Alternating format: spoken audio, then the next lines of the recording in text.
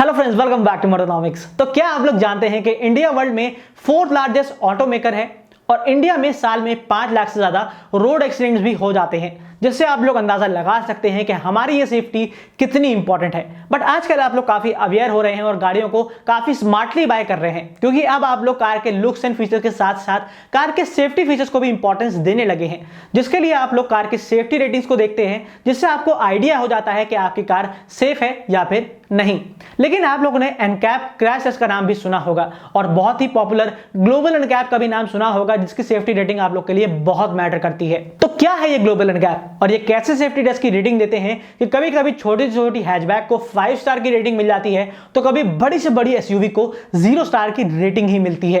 तो क्या है इसके पीछे वजह? सारे सवालों के जवाब आपको आज इस वीडियो में मिलने वाले हैं और साथ ही कुछ ऐसी इंटरेस्टिंग चीजों के बारे में बताने वाला हूं जो आपने शायद पहले कभी ना सुनी हो, और साथ ही कुछ कॉमन सवालों के जवाब दूंगा जो अक्सर आपके मन में आ जाते हैं कि ये सेफ्टी टेस्ट कैसे किया जाता है, क्या इस टेस्ट की रेटिंग को कंपनीज मैनिपुलेट कर देती हैं और क्या बड़ी कार्स को ज्यादा टेस्ट की रेटिंग मिलती है। सारे डाउट्स आपके आज इस वीडियो को देखने के बाद क्लियर होने वाले हैं। बस आपको करना यह है कि इस वीडियो को थोड़ा सा ध्यान से देखना है और कंप्लीट देखना है, ताकि आपको कोई डाउट ना रहे। और अगर ये वीडियो पसंद आती है तो इस वीडियो को लाइक जरूर करिएगा, ताकि मुझे पता चल सके कि आपको ये वीडियो कैसी लगी।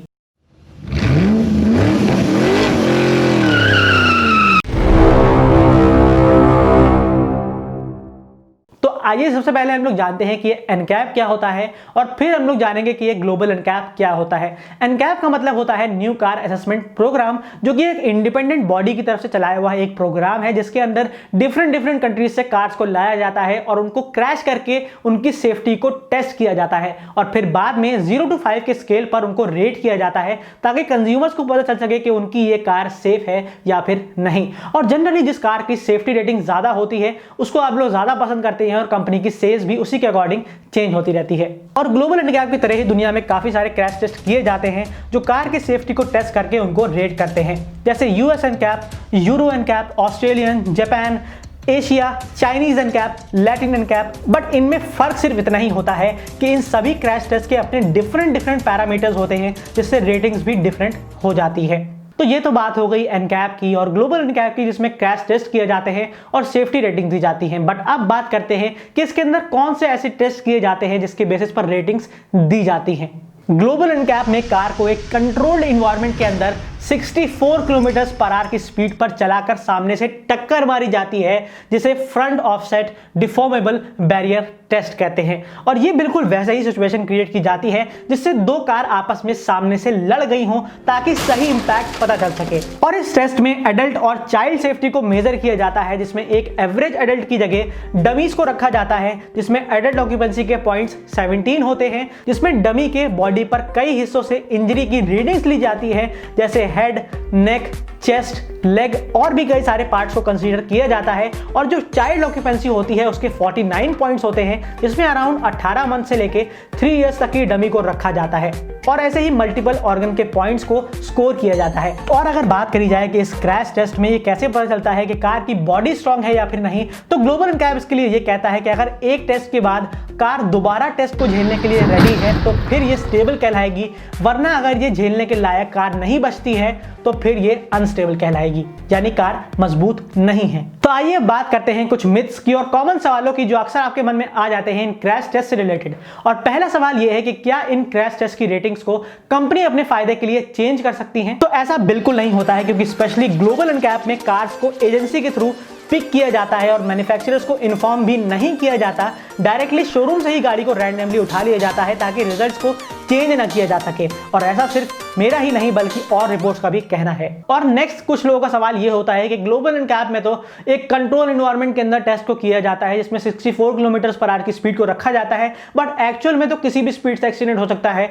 और कहीं से भी गाड़ी पर टक्कर हो सकती है, क्योंकि ग्लोबल एनकैप में तो खाली सामने से ही टेस्ट किया जाता है। तो इस बात से मैं बिल्कुल एग्री करता हूं और ये बिल्कुल सही बात है। बट इसके पीछे एक रीजन है कि 64 किलोमीटर आवर की स्पीड को ग्लोबल एनकैप ने एक एवरेज स्पीड रखा है, जिससे गाड़ी को टेस्ट किया जाता है। जो एटलीस्ट हमारे भारत के एनकैप की एवरेज स्पीड यानी 56 किलोमीटर पर आवर की स्पीड से ज़्यादा ही है। और शायद यही वजह है कि कुछ इंडियन कार यहाँ पर इजीली से सेफ्टी चेक को पास कर लेती हैं और वहाँ पर जाके इतने अच्छा स्कोर नहीं कर पाती। और एक बड़ा मिथ ये भी है कि लोग अक्सर ये सोचते हैं कि जो बड़ी कार्स होती हैं वो ज़्यादा स्ट्रांग होती हैं, ज़्यादा सेफर होती हैं, इसलिए उसको ज़्यादा रेटिंग मिलती है। तो इसके पीछे क्या सच्चाई है आइए जानते हैं। तो ऐसा नहीं होता है, सिर्फ भारी ही होना काफ़ी नहीं होता है। कार का जो फ्रेम होता है उसको भी स्ट्रांग होना चाहिए और साथ ही साथ कार वेल डिजाइन भी होनी चाहिए और कार के अंदर सेफ्टी फीचर्स भी होनी चाहिए, जिससे सेफ्टी टेस्ट की रेटिंग्स और इंप्रूव हो जाती है। और रही बात कार को हल्का किया जा रहा है, तो इसकी वजह यह है कि मार्केट में अब ऐसे मटेरियल्स अवेलेबल हो गए हैं जो हल्के होने के बावजूद स्ट्रांग होते हैं। और शायद यही वजह है कि स्कॉर्पियो जैसी मस्कुलर एसयूवी दिखने वाली कार्स को सेफ्टी टेस्ट में 0 की रेटिंग मिलती है और कुछ छोटी कार्स को 4 से 5 स्टार की रेटिंग भी बड़ी आराम से मिल जाती है, क्योंकि वो देखने में तो हल्की होती हैं बट वेल डिजाइन होती हैं और उसके अंदर सेफ्टी फीचर्स से इक्विप्ड होती है। और नेक्स्ट सवाल यह है कि एनकैप क्रैश टेस्ट में कौन से मॉडल्स को सिलेक्ट किया जाता है, कौन सी कार्स को सिलेक्ट किया जाता है। तो जो लोग नहीं जानते मैं उनके लिए बता दूं कि ग्लोबल एनकैप क्रैश टेस्ट में कार के बेस मॉडल को पिक किया जाता है ताकि ऑटो मैन्युफैक्चरर्स बेस मॉडल से ही सेफ्टी का ध्यान रखें और जो लोग लोअर वेरिएंट्स लेते हैं उनको भी सफिशिएंट सेफ्टी फीचर्स मिल जाएं, क्योंकि आपने देखा होगा कि कार के टॉप स्पेक्स में ही आपको ज्यादा सेफ्टी फीचर्स मिलते हैं और अगर कंपेयर किया जाए लोअर ट्रिम्स में तो उसमें आपको बहुत ही बेसिक फीचर्स मिलते हैं। और सेफ्टी फीचर्स एक ऐसी चीज है जिसको आप कार खरीदने के बाद कार की एक्सेसरीज की तरह बाहर से नहीं लगवा सकते हैं। तो उम्मीद है कि ऑटो मेकर्स किसी भी कार की सेफ्टी से कॉम्प्रोमाइज नहीं करेंगे और आप लोग भी सेफर कार्स को प्रेफर ही करेंगे और सेफ्टी रेटिंग्स को देखने के साथ साथ आप सेफ्टी फीचर्स को भी कंसीडर करने लगेंगे, क्योंकि बात अगर सेफ्टी की है तो आपको पैसे पे ज्यादा ध्यान नहीं देना चाहिए। तो लास्ट में आता है कि क्या ग्लोबल एनकैप टेस्ट बेस्ट है। तो अगर बात आती है बेस्ट की तो ये कहना थोड़ा सा मुश्किल होगा, क्योंकि सभी एनकैप्स में अपने डिफरेंट पैरामीटर्स हैं। बट ये बात जरूर है कि फिलहाल ग्लोबल एनकैप टेस्ट में सिर्फ फ्रंट बैरियर टेस्ट किया जाता है, जिसमें कार को सामने से टक्कर मारी जाती है। बट बहुत जल्द अब न्यू रूल आने वाला है इस ग्लोबल एनकैप टेस्ट के अंदर, जिससे ये ग्लोबल एनकैप और भी मुश्किल हो जाएगा, जिसमें और भी कई सारे टेस्ट को ऐड किया जाएगा, जिससे आने वाले टाइम में ग्लोबल एनकैप में अच्छा स्कोर पाना और भी मुश्किल हो जाएगा और ऑटो मेकर्स के लिए सेफ्टी को ध्यान रखना और इंपॉर्टेंट हो जाएगा। तो उम्मीद है कि आप लोग को आज की ये वीडियो थोड़ी सी हेल्पफुल एंड इन्फॉर्मेटिव लगी हो, जिसमें मैंने कोशिश करी है कि मैं आप लोग को डिटेल में समझा सकूं कि एनकैप क्या होता है, ग्लोबल एनकैप क्या होता है। बट अगर फिर भी थोड़ी बहुत कमी रह गई हो तो मुझे माफ कीजिएगा। लेकिन अगर आप लोग सेफ्टी फीचर्स के बारे में और भी जानना चाहते हैं तो कमेंट सेक्शन में जरूर लिखिएगा, मैं उस पर भी एक डिटेल्ड वीडियो बना दूंगा। लेकिन आज मुझे आप लोग से सिर्फ इतना ही चाहिए कि अगर आपको आज की ये वीडियो पसंद आई हो तो इस वीडियो को लाइक एंड शेयर कर दीजिएगा और अगर आप लोग चैनल पर नए हैं तो चैनल को एक बटन दबा के सब्सक्राइब कर दीजिए, क्योंकि मैं आप लोग के लिए इसी तरह की इंफॉर्मेटिव वीडियो लेके आता रहता हूं, वो भी बिल्कुल फ्री में। मिलता हूं आपसे नेक्स्ट वीडियो में फ्रेश कंटेंट के साथ, तब तक के लिए ड्राइव सेफ, राइड हार्ड।